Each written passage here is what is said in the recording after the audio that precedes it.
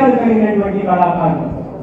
కానీ వాళ్ళందరినీ ఒక చోట తీసుకొచ్చి వాళ్ళందరితోటి ఐక్య రాగాన్ని వినిపించడానికి మాకు ఎంతో సహకరించినటువంటి రామాచారి గారు 2 రోజులుగా ఎవరి ధ్వని వాడిది, ఎవరి ధ్వని వాడిది, పక్కవారి యొక్క సంగీతాన్ని వాళ్ళు ఎప్పుడు విని ఉండరు కూడా, పక్కవారి యొక్క వాద్యాన్ని ఆ కళాకారులు విని ఉండరు కూడా. వాళ్ళందరినీ ఇక్కడ తీసుకొచ్చి వాళ్ళతోటి ఒకే రాగాన్ని, ఏక రాగాన్ని పరిగెత్తడానికి, ఐక్య రాగాన్ని పరిగెత్తడానికి ఒక ఎంతో తోడ్పడినటువంటి మ్యూజిక్ డైరెక్టర్ రామాచారి గారిని సర్వోన్నతంగా వేదిక మీదకి ఆహ్వానిస్తున్నారు.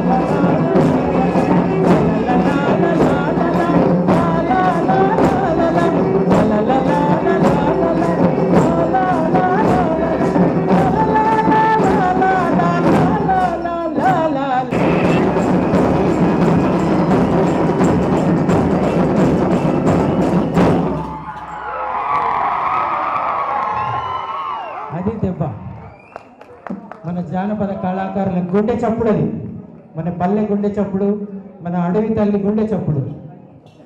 కళాకారులు మీ అందరి పాదాలకి వందనాలు.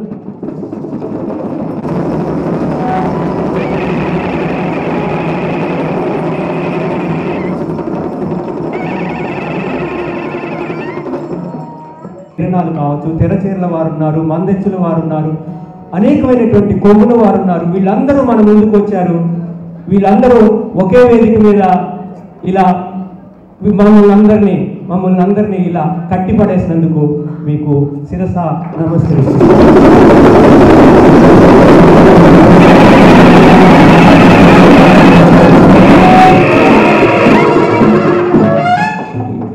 దీని తర్వాత ఇనాగరల్ ఫంక్షన్ ఉంటుంది. సదస్సు డైరెక్టర్ తిరుమలరావు గారు, ఈ ఇనాగరల్ ఫంక్షన్కి వచ్చినటువంటి ముఖ్య అతిథులు వాళ్ళందరూ వేదిక మీదకి వస్తారు. సదస్సుని కన్వీన్ చేస్తున్నటువంటి కన్వీనర్ ప్రొఫెసర్ మనోజ, పాలమూరు విశ్వవిద్యాలయం, ఆమె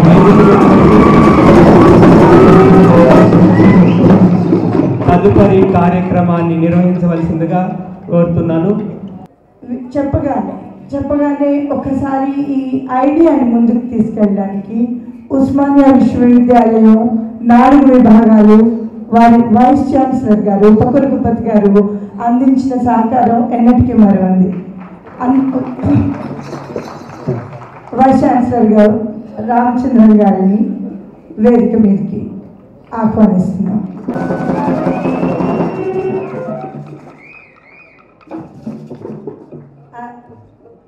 జస్టిస్ రాఘవేంద్ర సింగ్ చౌహాన్ గారు పిలవగానే సంగీతానికి భాషతో పని లేదు,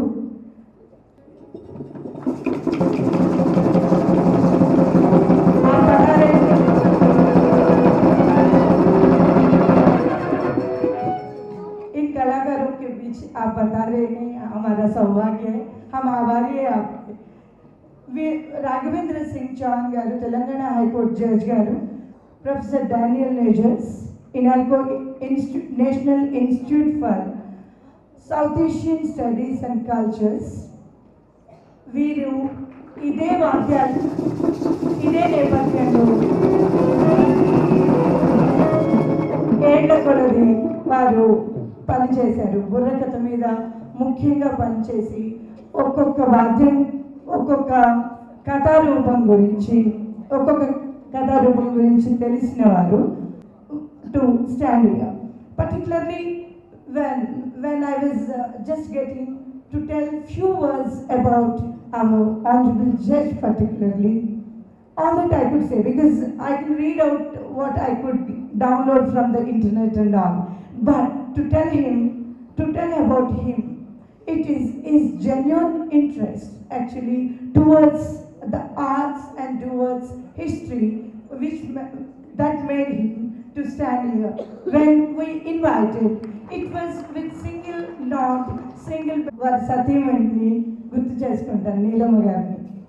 ఆయన తీసుకొచ్చిన ఈ బుర్ర వీణల్ని, కడ్డీ వాద్యాలని ఆవిడ భద్రంగా ఇంట్లో పెడతా ఉంటారు. అది వారి గురించి. ఇది ఈ కళాకారులందరినీ ఏకనాదం, ఏక రాగం కిందికి తేవాలని ఏళ్ల కలది ఇవాళ మీ అందరి ముందు ఉంది. దీంతో పాటుగా ఇంకొకటి ఉస్మానియా కావాలని ఎందుకు ఇంత ఇదిగా అనుకుందంటే, it should enter into the academics.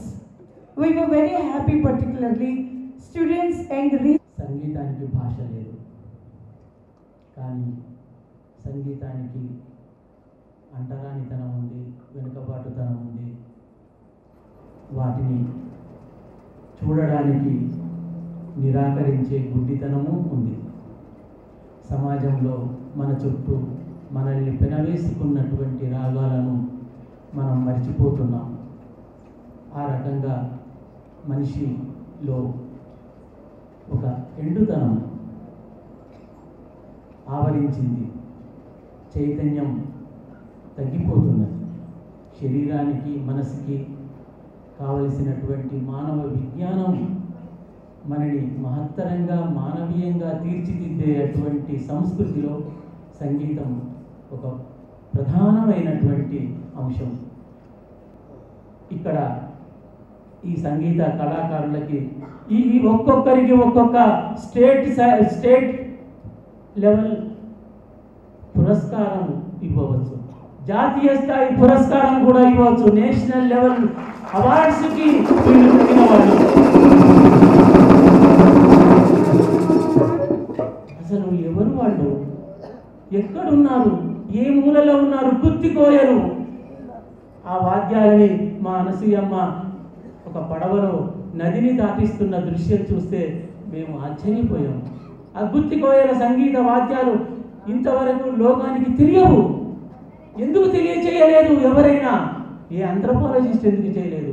ఏ రాజకీయ ఉద్యమకారులు ఎందుకు చెప్పలేదు మాకు చెబితే బాగుండు. ఓ 10 ఏళ్ల కిందనే వీటిని తీసుకొచ్చి అధ్యయనం చేసి వీటిని కొండరెట్లు ఉన్నారు, బంజారాలు ఉన్నారు, కోయలు ఉన్నారు, గోండులు ఉన్నారు, వాళ్ళ గురించి కాదు. వాళ్ళు కొంత సమాజంలోకి వచ్చారు, వాళ్ళ నృత్యాలైనా వచ్చాయి, కానీ వాళ్ళ సంగీత వాదనలోని శక్తిని మాత్రం మనం మర్చిపోయాం.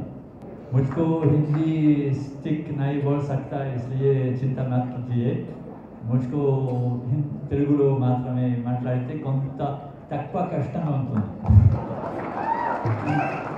అయితే నేను ఇక అంటే ఒక ప్యారిస్లో ఒక మహావిద్యా సంస్థలో పనిచేస్తున్నాను. ఇదే ప్రాచ్య భాషా నాగరికతల జాతీయ సంస్థ, French national institute of oriental languages and civilisations. అక్కడ ఒక 100 భాషలు ప్రపంచమంతట నుండి నేర్పుతారు. దక్షిణ అమెరికా, ఆఫ్రికా, ఏషియా పెద్ద పెద్ద భాషలు, తక్కువ మాట్లాడే భాషలు కూడా నేర్పుతారు. ఒక శాఖలో నేను పని చేస్తే అక్కడ హిందీ, బెంగాలీ, ఉర్దూ, తమిళ్, సిన్హాలా, ఇంకా నేపాలీ, టిబెటన్ నేర్పుతారు. నా బాధ్యత తెలుగు చదువులు శాశ్వతంగా కోసమని దానికి స్థాపించాలనే ప్రయత్నం జరుగుతోంది. అందుకు దానికోసమని తెలుగు మీద ఇంకా మంచి అభివృద్ధి పొందాలనే ఉద్దేశంతో పాటు ఎప్పుడు కూడా నేను వస్తూ ఉంటానని. అదే విధంగా ఒకసారి జయజయ తిరుమలరావు గారు కొన్ని ఆయనతో పాటు గిరిజన పాత్ర మీద ఒకప్పుడు అనువాదాలు చేయాలని నాతో నొక్కి చెప్పి కొంతరకు నేను ఒప్పుకొని కొంతరకు ఈ పని జరిగిన తర్వాత ఇప్పుడు మేము ఇక్కడ హైదరాబాద్లో ఒక పెద్ద సమ్మేళనం పెడతామని. ఆ సమ్మేళనం గిరిజనుల ఈ జానపద కళారూపాలతో పాటు అన్ని ప్రాంతాల్లో నుండి కూడా కళాకారులు తీసుకువస్తే అని మీరు తప్పకుండా రావాలి. అయితే ఒక ముఖ్య ఉద్దేశం, ఇప్పుడు భారతదేశం తప్ప ప్రపంచమంతటలోనే మార్పు ఎక్కువ తీవ్రంగా వస్తుందని కాబట్టి భవిష్యత్తులోకి అన్ని మార్పులు వచ్చిన తర్వాత ఈ పాత సంస్కృతి, ఈ పాత నాగరికత అంతా అంతరించిపోతుంది. పోతే ముందు తప్పకుండా అలాంటి నేను 2 రోజుల నుండి ఈ కళాకారులతో కూడా కొంతమంది వేరే వాళ్ళతో మాట్లాడితే, ప్రశ్నలు అడిగితే వాళ్ళు ఈ వాద్యాలనే సంగీతం తప్ప ప్రతి ఒక్కరికి, ప్రతి ఒక్క బృందం, ప్రతి ఒక్క మనిషికి ఎంతో జ్ఞానం, విజ్ఞానం, ఈ కథలు అంతే. కొంతమంది సరదా వాళ్ళు లేకపోతే ఇంకా వేరే వాళ్ళు ఎన్నో కథలు చెప్పేవారు కాబట్టి దీనికి మీకు ఒక సంపద. ఈ సంపద అలాంటి వాళ్ళు ప్రోత్సాహం లేకపోతే అంతా పోతుంది. పోయిన తర్వాత ఒకప్పుడు పూర్వం మీ సంప్రదాయమైనటువంటి అనే విజ్ఞానం, మీ నాగరికత కూడా పోతుందని. అందుకు ఈ తిరుమలరావు గారు నన్ను ఇక్కడికి రామంటే కొంచెం కష్టమైన, అంటే మా సంస్థకి అనుమతి కూడా ప్రత్యేకంగా కూడా అడగాల్సి వచ్చింది. ఒప్పుకున్నారు. అందుకనే నాకు ఒక మహా సంతోషం, ఒక మహా అదృష్టం. వేదిక మీద పెద్దలు,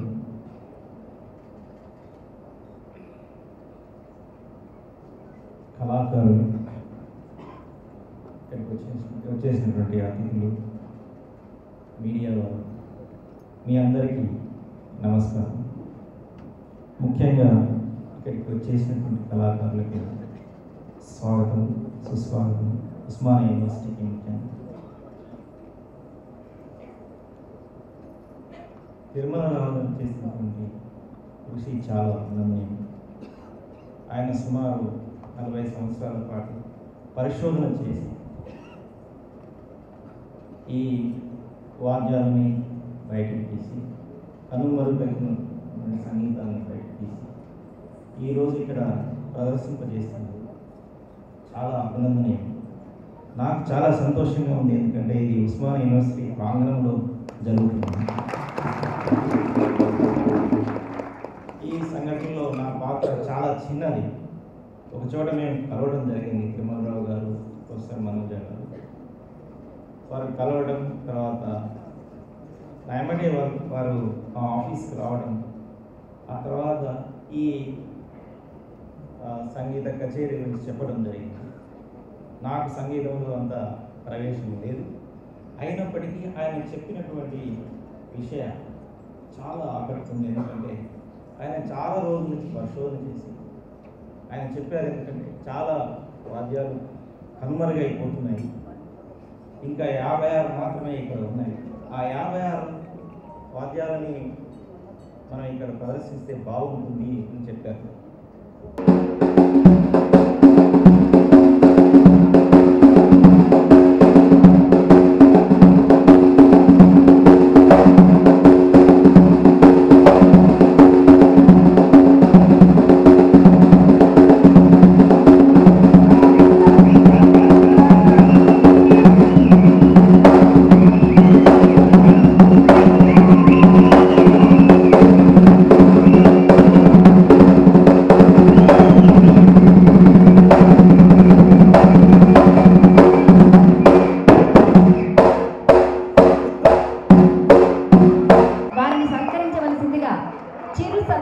కళాకారులకి మనం ఏమిచ్చినా కూడా సత్కరించలేము.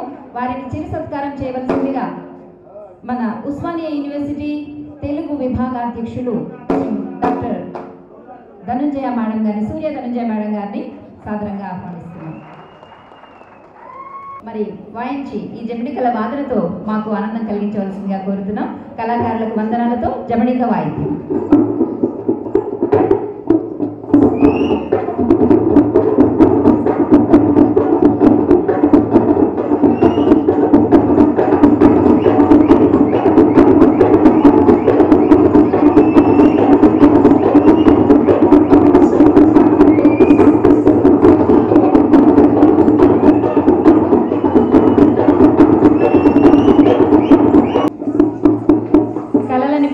మనోజ మేడం గారి చేతుల మీదుగా చిరు సత్కారం.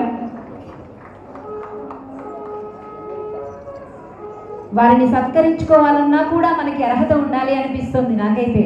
అంత అద్భుతమైనటువంటి కళా ప్రదర్శన చేసినటువంటి వారికి మనం ఏమి ఇచ్చినా రుణం తీర్చుకోలేదు.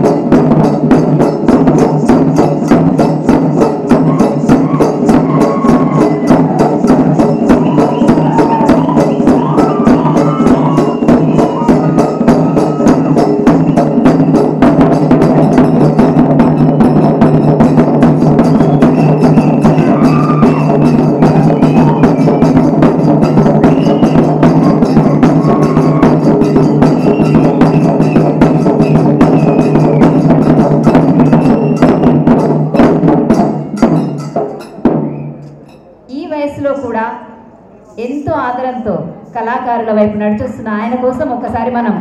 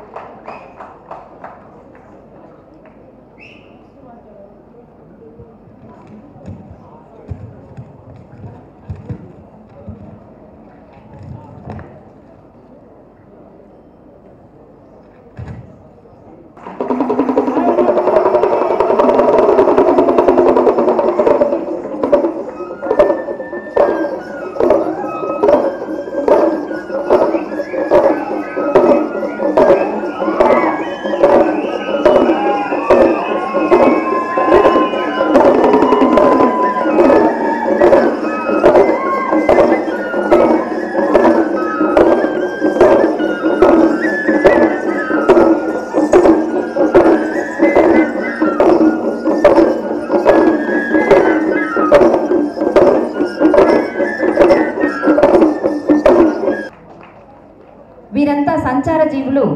వీరు తెలంగాణ, ఆంధ్రప్రదేశ్, కర్ణాటక ప్రాంతాల్లో సంచరిస్తుంటారు. గద్వాల్, మహబూబ్ నగర్, కర్నూలు, అనంతపురం ప్రాంతాల్లో ఎక్కువగా కనిపిస్తారు.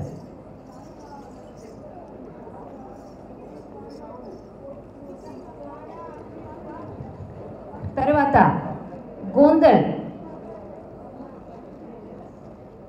గోందల్ వారి చోన్కా సంబల్ వాద్యాలని మనం విందాం.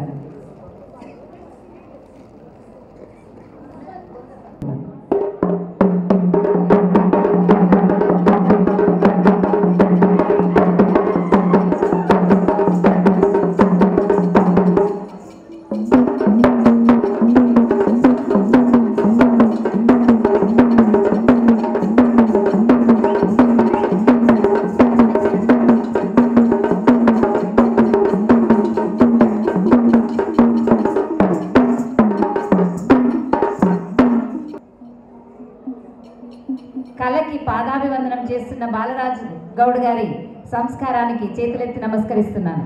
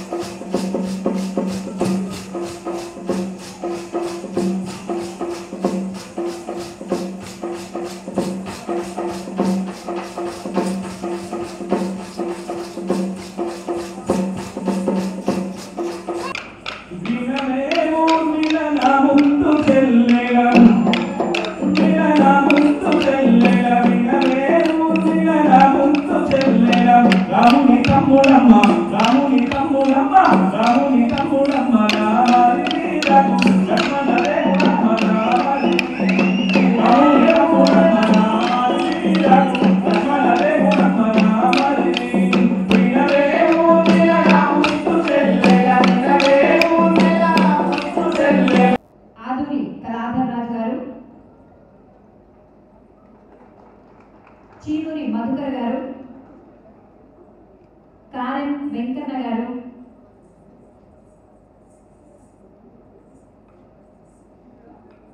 మడిపెద్ది భిక్షన్ గారు,